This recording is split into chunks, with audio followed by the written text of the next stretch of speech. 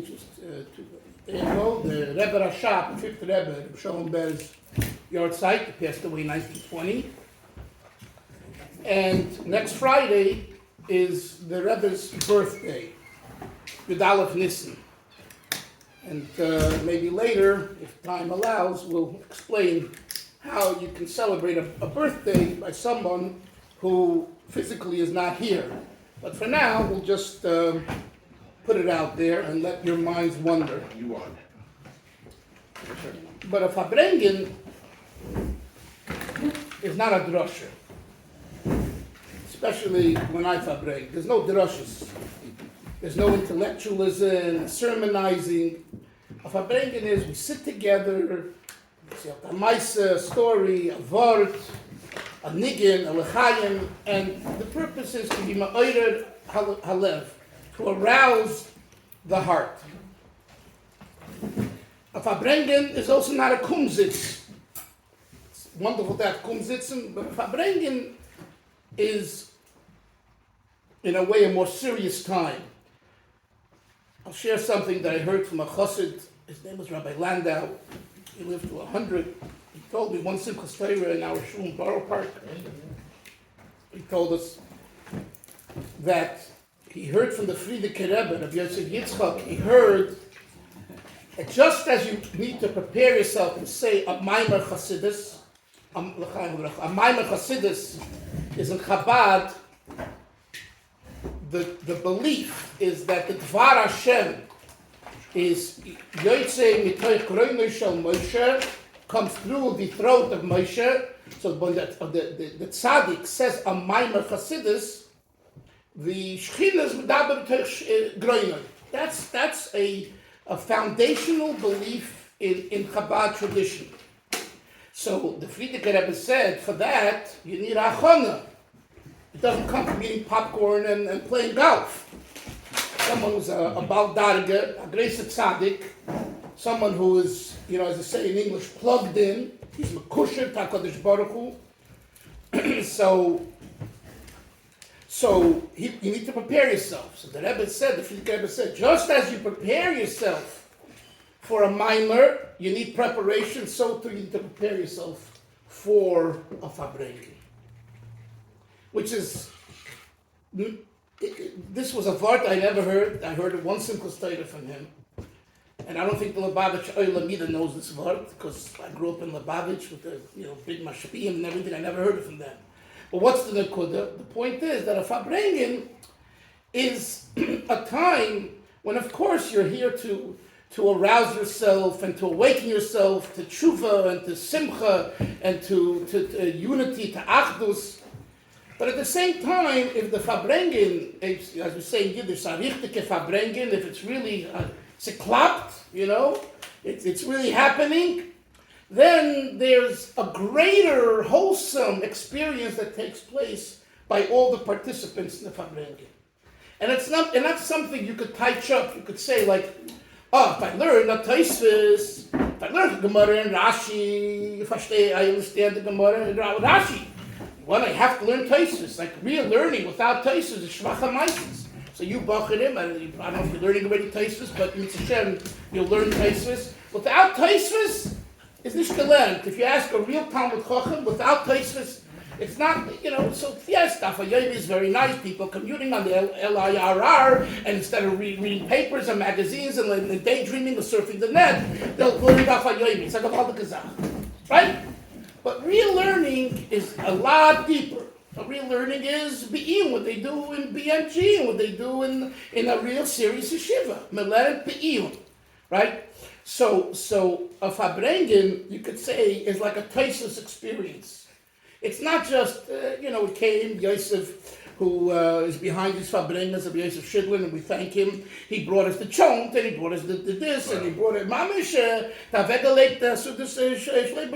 so beautiful. And the Rav the Parsnik opened the Chabad house, beautiful, gewaldig. Okay, very good. But a Fabrengen is not about these niceties and gentlemanness, and are you, a mensch, are you not a mensch? There's time for that too. But if that becomes the script of the Fabrengen, we aren't Fabrengen. We're not Fabrengen. we're just, having a nice time. I call that kumsitz, and it's beautiful, and it's necessary, but it's not a fabrengen. So, I can't tell you if we'll reach that level of fabrengen tonight, especially because I have a bris tomorrow night in the morning in Crown Heights, so I can't sit with you all night unless it'll get there, but we can begin, and it's Hashem, Hemshech Yoveh, as we say, So l'chaim, maybe should help that whatever's supposed to happen out of Chassidische Fabrengen should happen, and no one should chas v'sholem be offended if I said a word like this or I said a word like that, because if you want that, hire yourself a speaker. I'm not a speaker. I'm a speaker too. But tonight I'm not a speaker. I'm a Fabrenger. So a Fabrenger will say something that will be a little sharp, and it will, say, "Ooh, that's fine." That's what a Fabrenger is. So l'chaim, we should Fabreng together and say l'chaim. If whoever's able to say on a little vodka or wine, if you can't, say on soda. What? Chaim. I'm going to sing a Chassidish Niggun, a slow Niggun. I'm also a Baal Menagim, Baruch Hashem. I made a recording of 39 Niggunim and explained them. It's called Learn, Understand, and Sing, how you sing a Niggun. It's vital. It's another area which people, even in the Lubavitch, they don't teach. What's the Niggun supposed to be ma'orer? What does the Niggun want? A Niggun isn't just a composition by a very good singer. Very nice. There's a message. And there's particular nuances in a Niggun. And that's what a Niggun is. So I'll teach you, I'll sing, and hopefully some of you know, and try to explain as we go through the evening. So this Niggun is a Niggun that the Rebbe taught in 1959 with the introduction. The Rebbe from, I think, 1954, you can correct me if you're younger and your memory is better probably, but I believe from 1953 or 55, he taught a Niggun Simchas Torah in the morning 3 or 4 a.m. In other words, Simchas Torah, Hakafa started at 1 in the morning, not Shemini Yahrtzeit, Simchas Torah, went till 3 or 3:30 in 770. And then he went upstairs to his shviger, Rebbe Tzemach Dina Shneers, and the Rayatz, the Frierdiker Rebbe's wife, who, the Rebbe Rayatz passed away in 1950, she passed away in 1970, Tevis 71, so she lived many more years. And the daughter, the Rebbe's wife, the Rebbe's Chaim Mushka was her name, and her sister, her brother-in-law, they all had the Suda upstairs, right? So he didn't leave 770. After he finished the Suda, what did he do?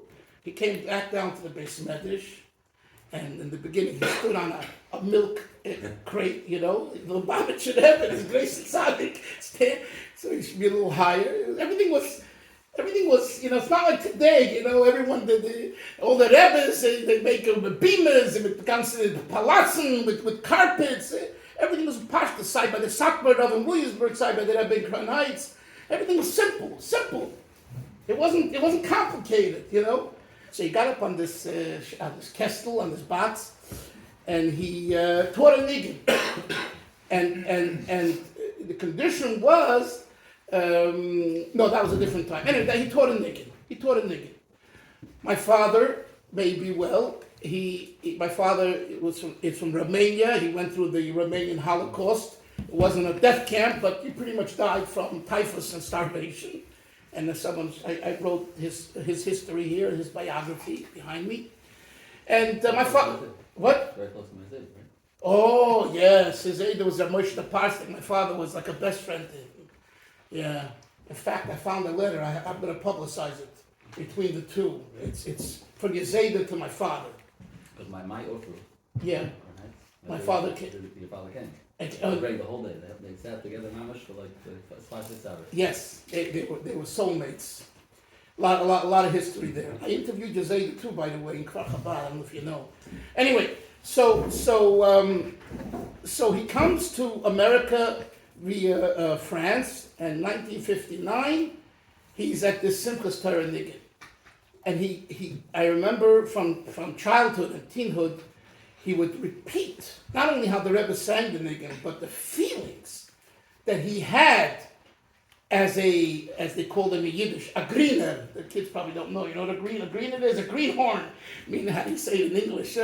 Someone who's new, he came shirtless and penniless, and he made a life for himself, and he built a business, and he raised a family.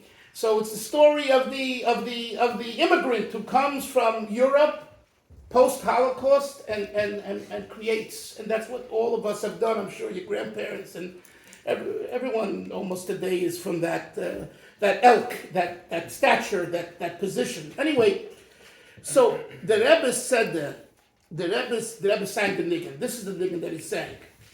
It's called Shamil's Niggun because there was when Russia, after the Tsar fell, so everyone was capturing territories over there. You can see it now in Ukraine, and fighting and Maharikats and everything else. So there was a general called Shamil at some point, maybe it was earlier, and this Shamil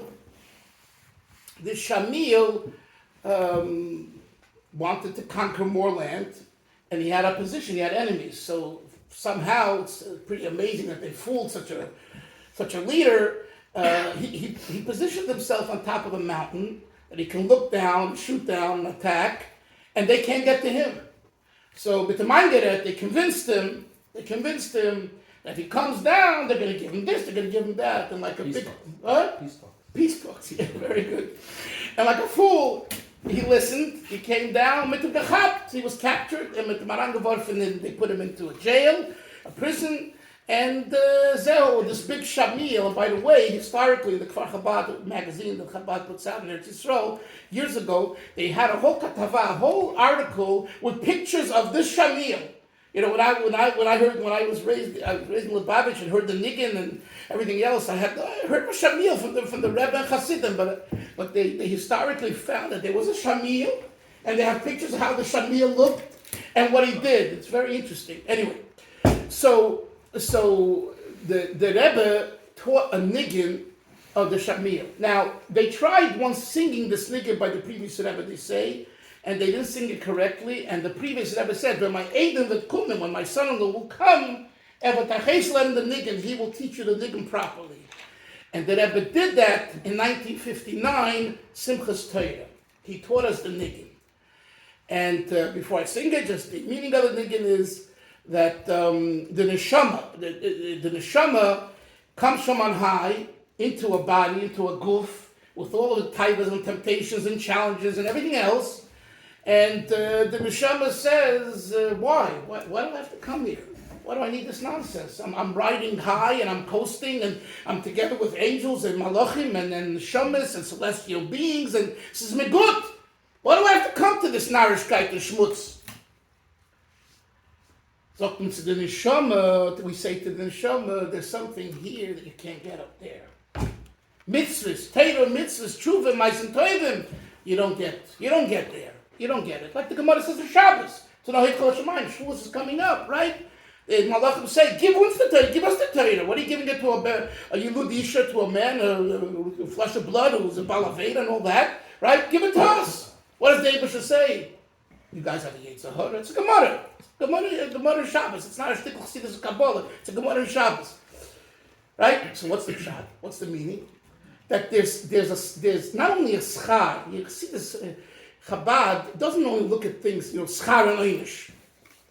There's many things to talk about, the difference between Musar and Chassidus. Well, briefly, Musar looks at things as Torah does and reward or punishment. You get this reward. Shiluch HaKan, you get this reward. V'chula, right? And for Avedas, for transgression, sins, you get this punishment. So that's tit for tat. That's Musar. That's Torah al-pi Musar. What's Torah al-pi Chassidus? It's not only that, but it's much deeper. It's about the relationship, the kesher. Are you in a relationship with the Eibishter or are you not? That's the perspective of Chassidus, Baal Shem Tov. Before Chabad, Torah Baal Shem Tov is all the Chassidim. it's about the kesher pnimi, the inside kesher. So you can do all the things right, and the kenslet, and the kens davening, and you can be you can be careful for navedis, but you're not in a relationship. It's dry, it's boring. My parents did it, my community, and today we know people are, sick and tired of that, and they drop this one drop. It felt the kesher pnimi. Chassidus, Baal Shem Tov, Teirasa Baal Shem Tov gives us the kesher pnimi. So this Shamil's Niggun is reminiscent of this Nakuda, of this point, that the Neshama on high doesn't want to come into this, just like Shamil. He didn't want to come down. He comes down, they put him in jail, and guess there's another part I didn't tell you, and I'm telling you to now. He looks through his cell window. And what does he see? What do you think he sees? He sees the mountain in which he was once on top. And he has a chukka, he has a bacon, he has a longing, a yearning. When will I return and be a free man and be able to go back to that mountain where I was the boss? So too the neshama has a chukka when we arouse the neshama within ourselves to be reconnected to our source, to live our source, to live our neshama. That's the brief history of this niggun called Shamil, and it goes like this. Ya ya ya ya ya ya ya ya ya ya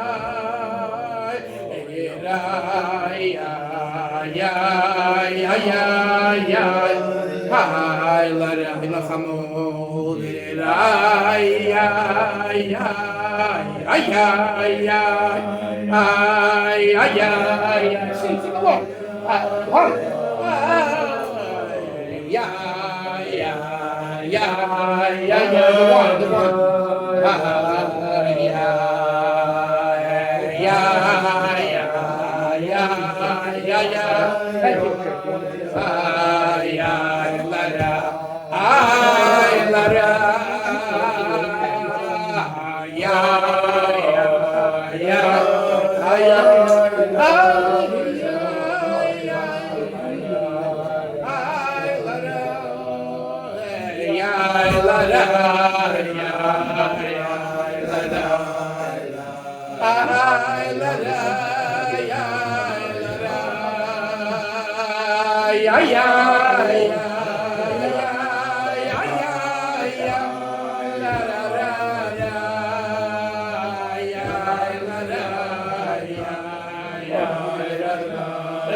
help us.